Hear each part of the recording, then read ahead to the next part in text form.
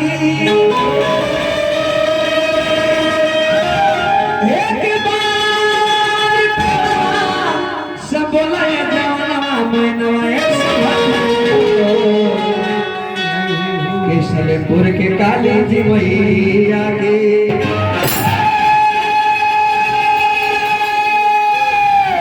रामचंद्र भाई के शकील वाक्य करता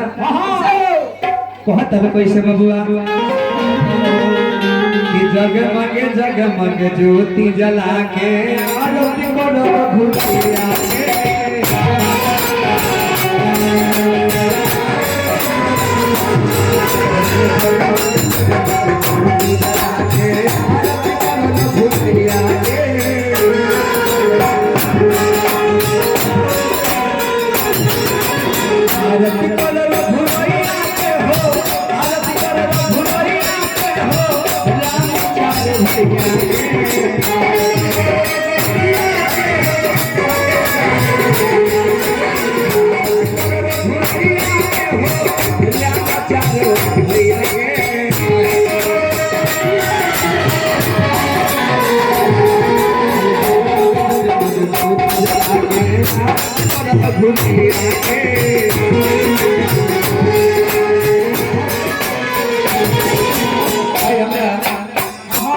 जकत्ता मलिका से आगे की आर्थिक खर्चा की चीज हो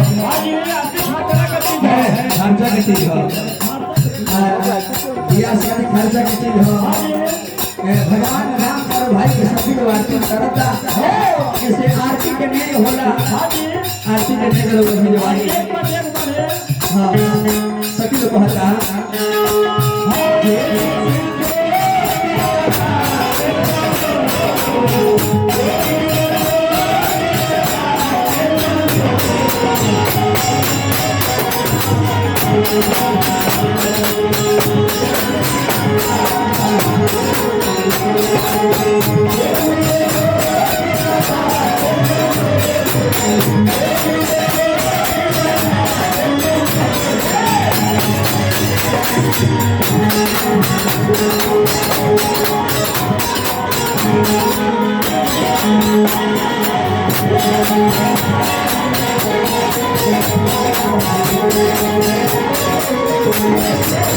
तभी साइकिल साउंड और उठा दे हाय सेकंड रामचंद्र भाई के आरती में करता तो मैं करके डाली मैं ड्रेस में डाली ए बाबा हम लोग कहता आरती करो लो भैया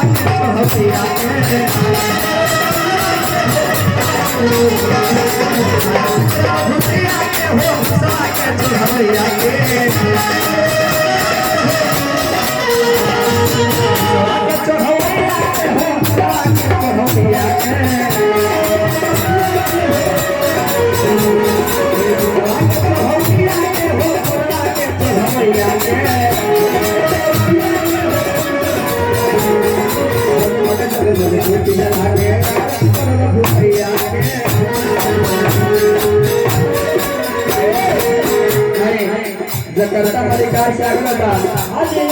राम राज्य सुनता नहीं आरती खर्चा के चीज हो 24 घंटा इस्लाम के समाप्ति के बाद अग्नि का विचार शुरू होकर जाता आप पहले बहानी खराब हो जाए ना तो दुकानदारी ना चले ये बाबूआ सखी को कहता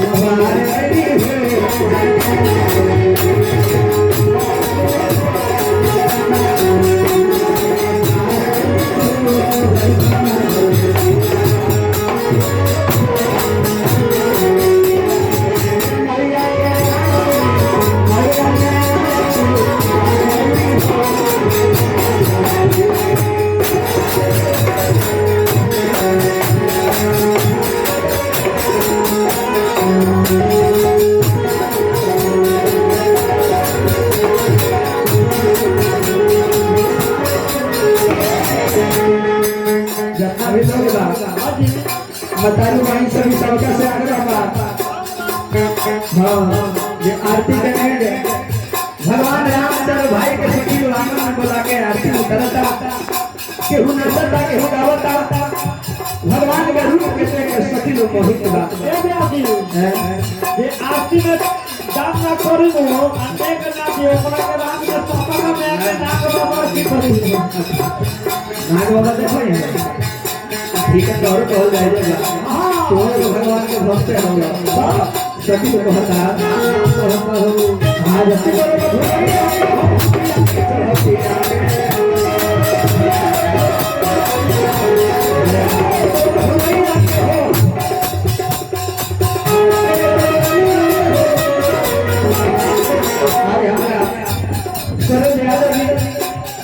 भैया भगवान के आरती में बड़ी बड़ी रुपये के पुरस्कार इस सौभाग्य के जयकार का भगवान से बीते नहीं शुभकामना खातिर भैया के मन के मनोकामना सोचल पूरा हो जाए हे भगवान आई हमारा नाम रे से यादव चौकी ए भैया के तरफ बड़ी रुपये के पुरस्कार इस सौभाग्य के जयकार इस सौभाग्य के जयकार ही भगवान से बीते नहीं शुभकामना खातिर अभी जकाता में निकाले तो कुछ पैसा नहीं है हां ये भी मुझे है वो तो सोचा था कि हम क्या दे दी शकील वाके उतारो का तो हम कोई से आई हमारा राजा यादव जी ए भैया के सबसे बड़ी बड़ी रुपया के पुरस्कार बा इस सभा के जयकार ही भगवान से बता शुभकामना खातिर सोना के खोजिया बने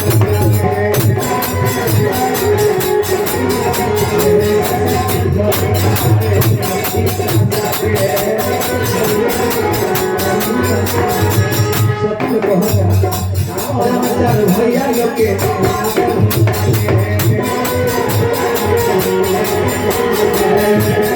भैया लोग के सभी बहुत सारी गलती हो गई बा आई हमरा ये तो भूल हो गया आई हमरा बात है भाई ऐसा नहीं कि तो बड़ी रुपया का पुरस्कार का इस तरह के जो कारवा रामदास भैया काहे रो आओ भाई हां सभी लोग को हंसा एक जो हो तमाते होने से भूल सकी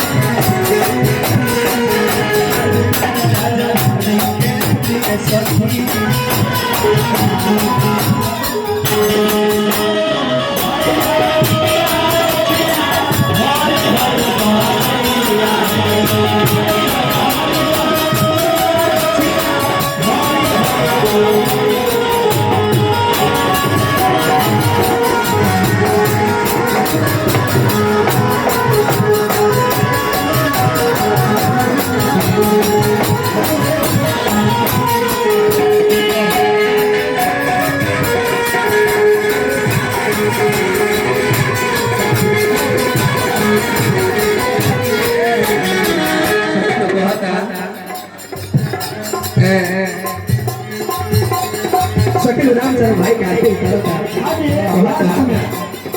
वचन भारत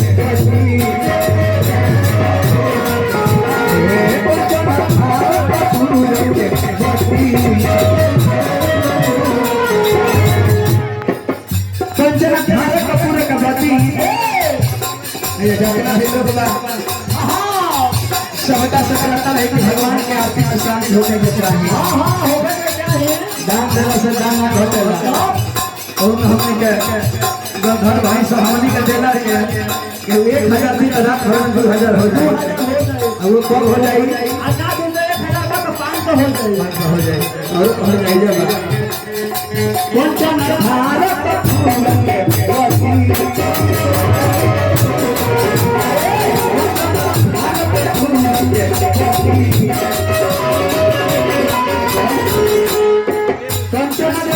पूरा कदमी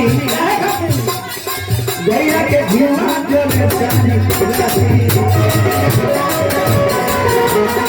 गैया के जीवन जो में शादी सखी कहता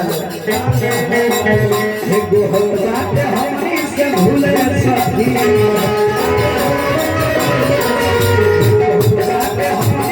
भूले सखी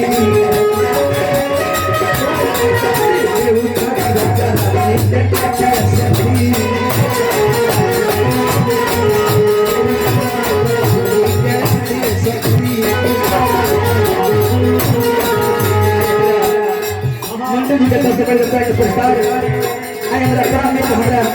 जितेंद्र भाई के सबसे पहले रुपया के पुरस्कार में सौभाग्य जो बेकार रही भगवान को सत्य रही शुभकामना खाती